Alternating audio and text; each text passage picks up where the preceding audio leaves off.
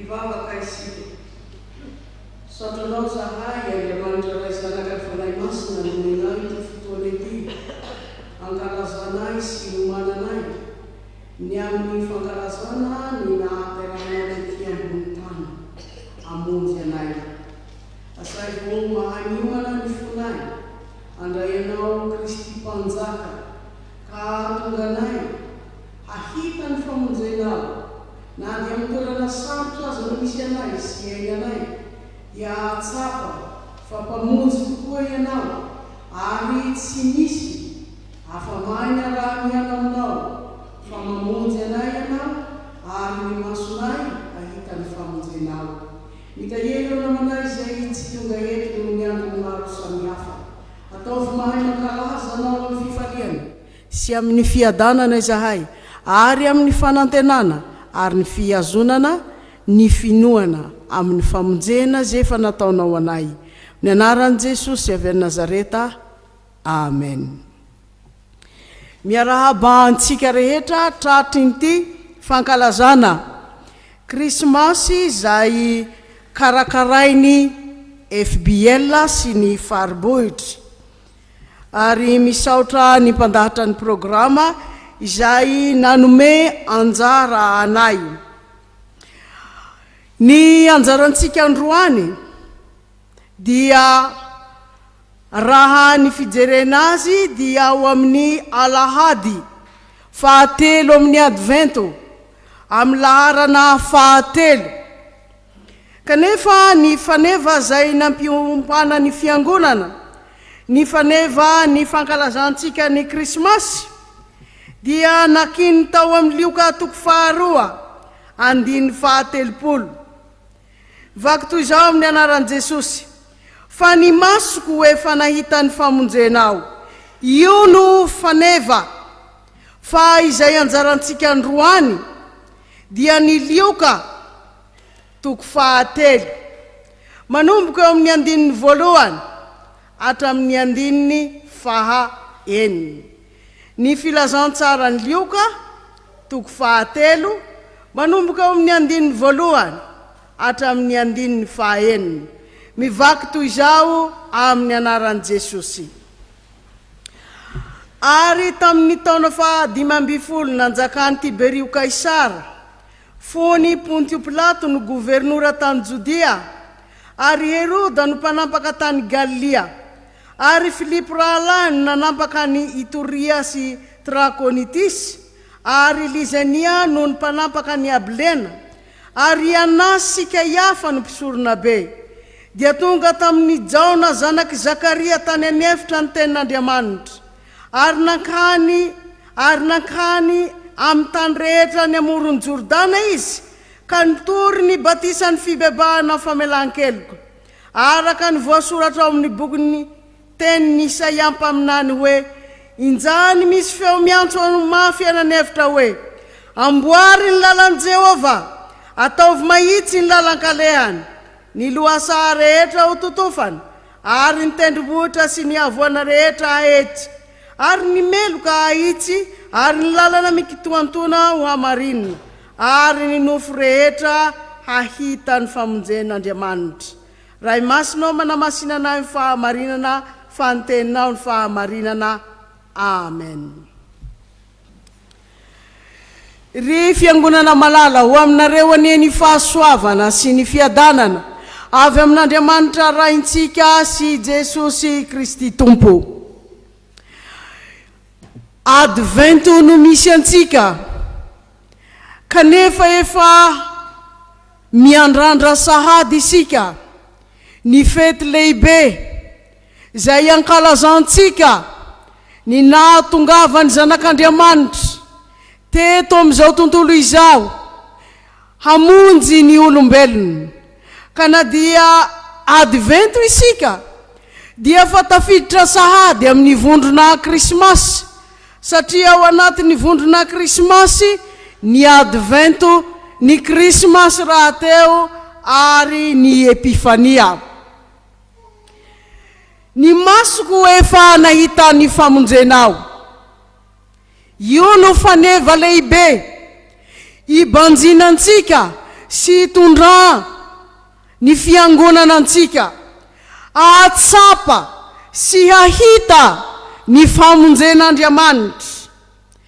Betsaka no mijery, ao ny manamaso nefa tsy mahita famonjena. Mijery ihany izy fa tsy mahita hozy ny mpaminany, mandre ihany izy fa tsy mandre loatra, fa miditra aviato mivoakato. Fa ny faneva kosa dia mampitodika antsika, ny masontsika no ahita ny famonjen'Andriamanitra.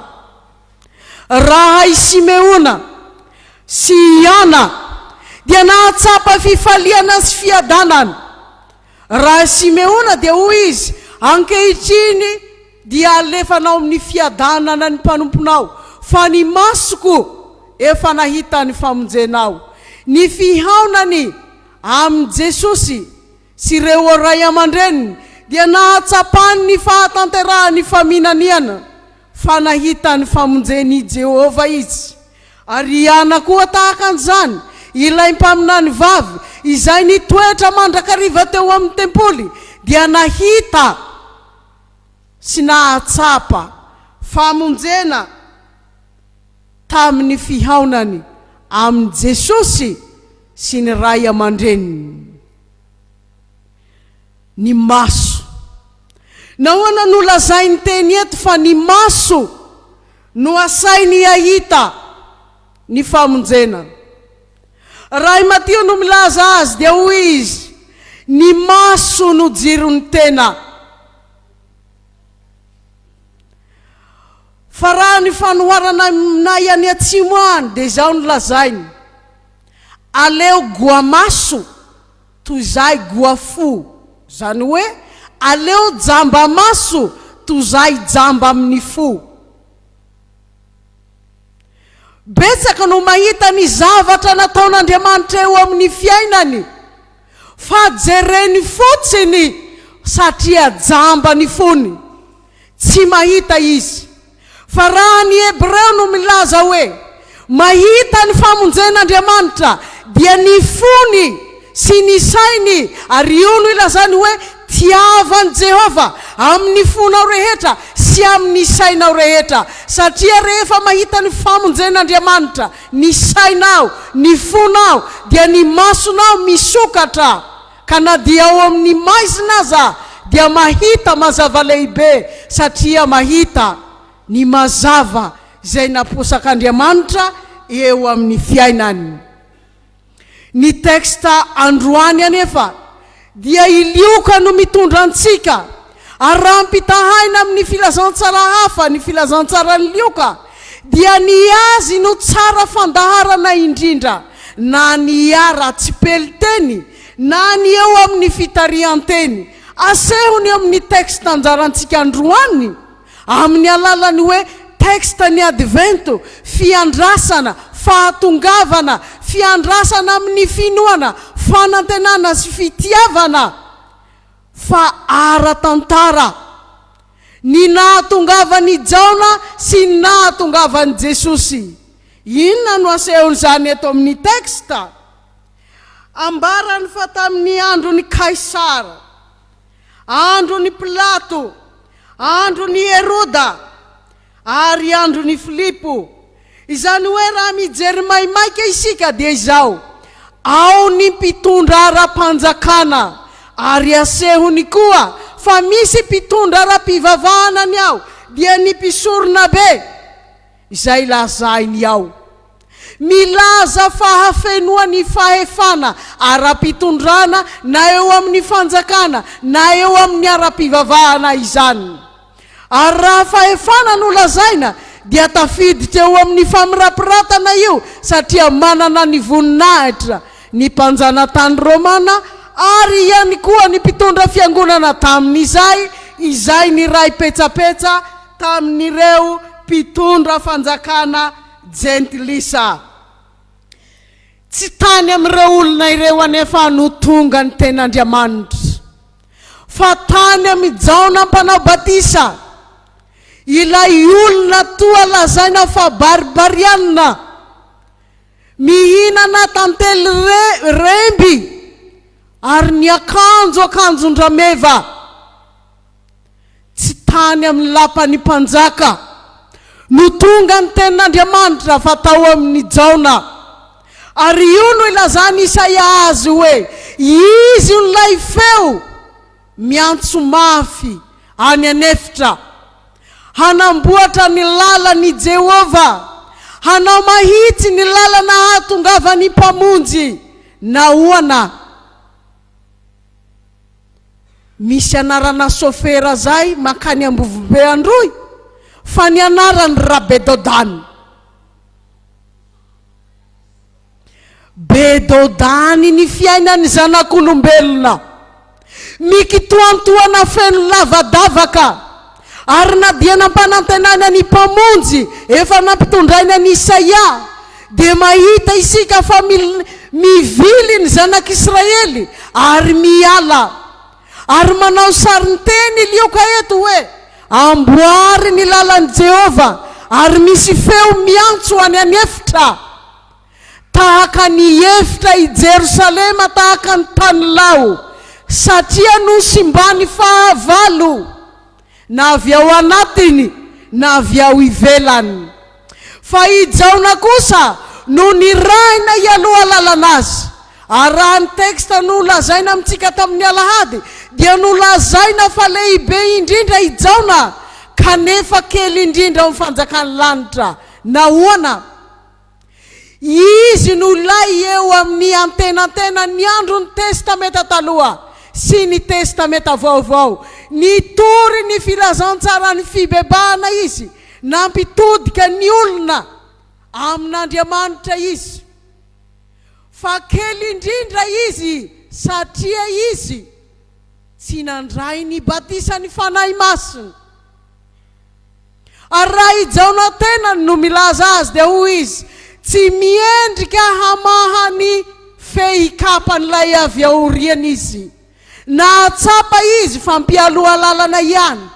Tsy izy no ilay Mesia fampanamboatra lalana ho an'ilay ho avy. Raha Isaia no milaza azy araka ny teny novakina teo amintsika tamin'ny leksiona teo, dia lazainy hoe miantsoa mafy, manamboara lalana ho an'i Jehova any an-efitra, any an-tany foana. Asa mafy ny manao lalana, na ny manao goudron na ny manao terrassement, fa mbola vita ny bulldozer sy ireo fiara mavesatra afaka manao an'izany. Fa ny asa sarotra indrindra dia ny mamboatra ny fony olona. Ary io no ilazany soratra masina azy hoe ny fo dia manana aretina sarotra sy tranona. Io anefa no andefasana ny jaona, hamboatra ny fony olona, hampibebaka azy hiverina eo amin'Andriamanitra. Amboary ny lalan'i Jehova. Ahoana no fomba fanamboarany jaona ny fanamboarany ny lalan'i Jehova? Ady sarotra sy mafy raha mahalala isika ny tantarany jaona mpanao batisa. Fa raha nampibebaka ny mpitondra fanjakana naka ny vadiny rahalahiny izy, inona ny hafarany jaona? Inona mitapaka? Tapadoha. Ny manamboatra ny lalana ho an'i Jehova dia tsy vita mora. Ary marina ihany ny hira ny katemana hoe tsy ny lalana ny sarotra fa ninona? Sa ny sarotra ny lalana. Sarotra ny manamboatra sy manefy ny fony olona, fa be mikitoantoana sy lavadavaka. Ary sarom-patarina, fa io anefa no anirahana ny jaona.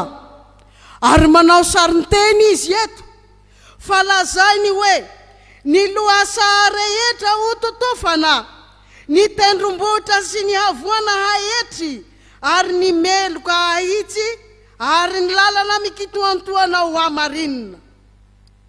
lohasa ho totofana. Izany hoe tsy maintsy maka tany ianao hanotofanao hampitovy azy.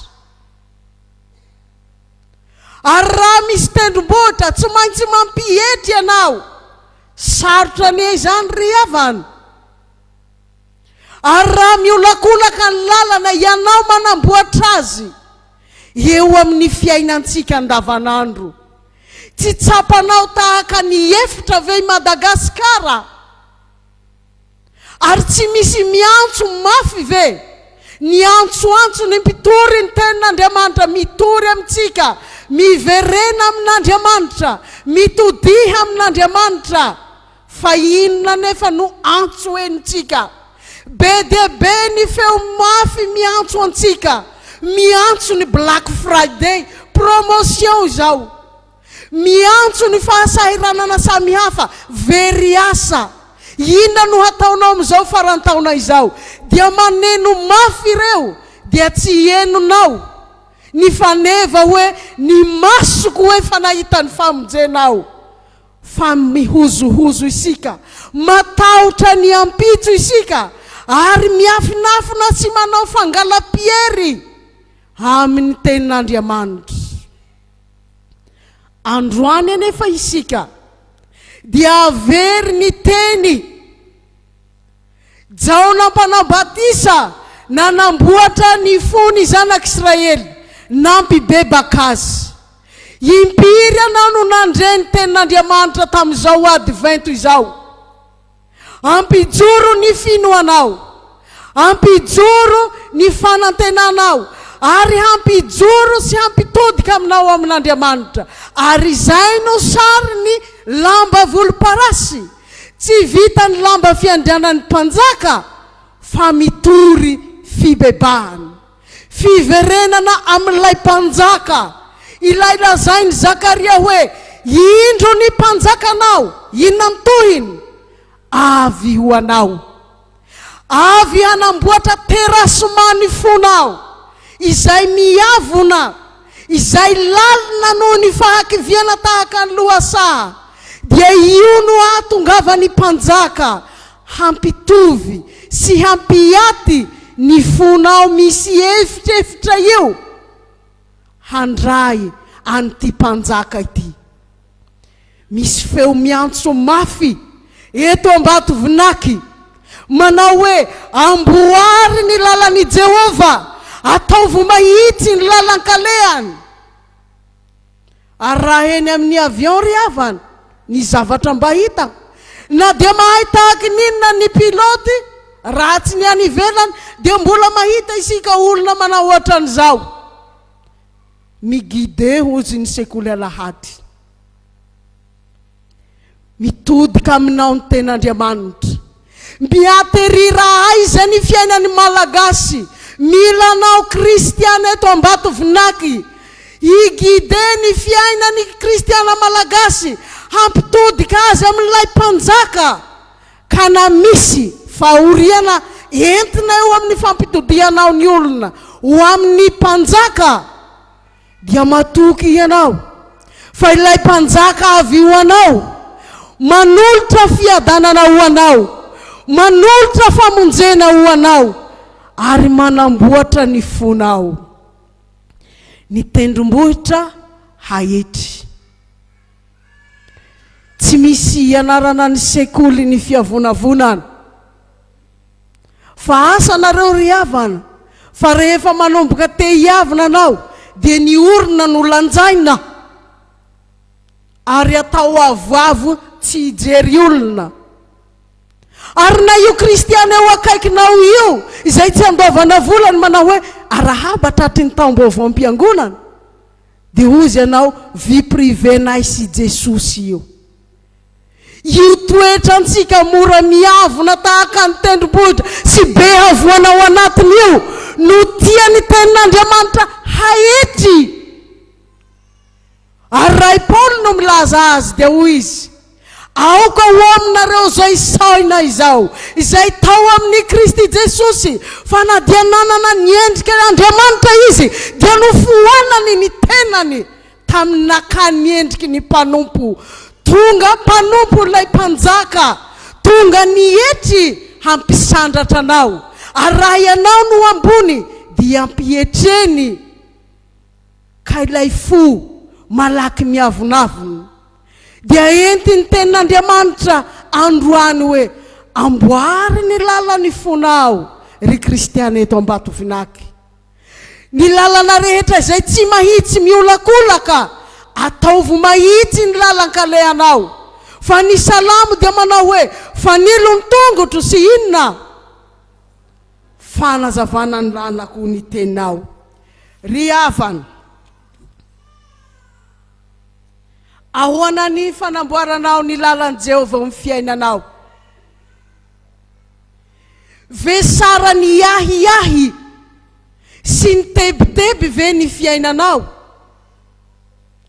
Tsy ny vola ihany no mitondra fifaliana sy ny fiadanana, fa ilay mpamonjy izay andrasantsika sy hotsenaintsika dia milaza hoe avy aho hitondra fiainana, dia fiainana be dia be. Matahotra ny ampitso ve ianao?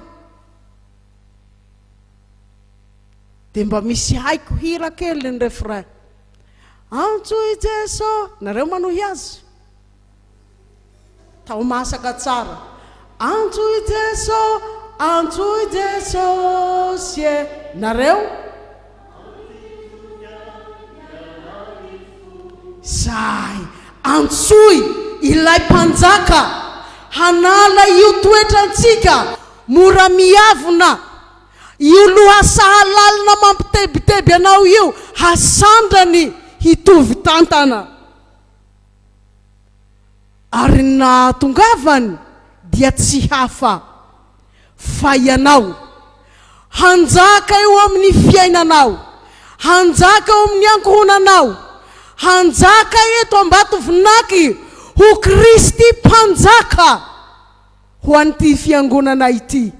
Kania dia maro ny feo maro miantso anao ato an-efitra, eny Analakely, any amin'ny fiara, dia andreveo ianao ao ivonao hoe ity no lalana ka andehano. Ary ilay mpamonjinao dia mandondona mandrakariva hoe indro efa mitsangana ao ambaravaranao ka mandondona, raha misy miaino ny feko dia hiditra ho aminy aho ka onina ho aminy ary hiara misakafo aminy.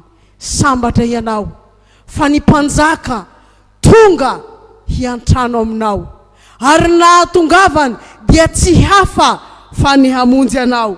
Dia hoy Lioka amehezany azy, ary ny nofo rehetra hahita ny famonjen'Andriamanitra. Tonga eto ianao ry havana, hizaha inona no ahatongavanao eto? Hihainy ny feo ny Marimarita sy ny FBL sy ny faribohitra tsara feo ve? Sa ny mihaingo tsara dia hoy ny teksta any amin'ny tranon'ny mpanjaka zany, any avoloha, any Ambohitsorotra zany, any Mahazo Arivo zany. Fa inona no ahatongavanao eto? Hahatsapa fa ny masonao efa nahita ny famonjen'Andriamanitra. Andramo fa tsara Jehova, ary izay mialoka aminy tsy hory zavatsoa. Ary io no mahatonga ny Davida manao hoe he Jehova no mpiandry ahy, tsy manan-java-mahory aho.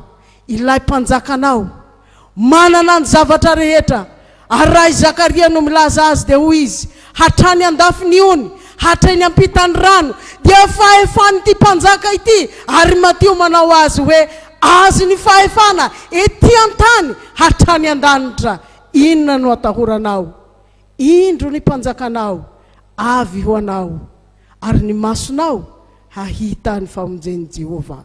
Voninahitra ane ho an'Andriamanitra zay efa iazy hatramin'ny taloha indrindra ka ho mandrakizay. Hivavaka isika. Mifona aminao zahay Andriamanitra, fa na dia ao anatin'ny advento dia manana fo miavonavona tahaka ny tendrombohitra, ary manana folo asa halalina difotry ny fahakiviana. Kanefa misaotra anao fanambaranao androany fa na misy ireo zavatra ireo dia mbola miantso ianao amin'ity fotoana ity hanamboaranay ny fonay ho anao, ahatonga anay handray anao Kristy mpanjaka, hanjaka eo amin'ny fiainanay, ary ho hita tokoa fa kristiana manana mpanjaka izahay. Ka na inona misy amin'izao fiainana izao dia hatoky anao Jesosy izahay, fa ianao nilaza hoe ny nofo rehetra hahita ny famonjenao. Ny anaran'i Jesosy avy Nazareta, amen. Raiso ny fitahiana ho aminareo rehetra ny fahasoavan'i Jesosy Kristy sy ny fitiavan'Andriamanitra ray ary ny firaisanao amin'ny fanahy masina, amen.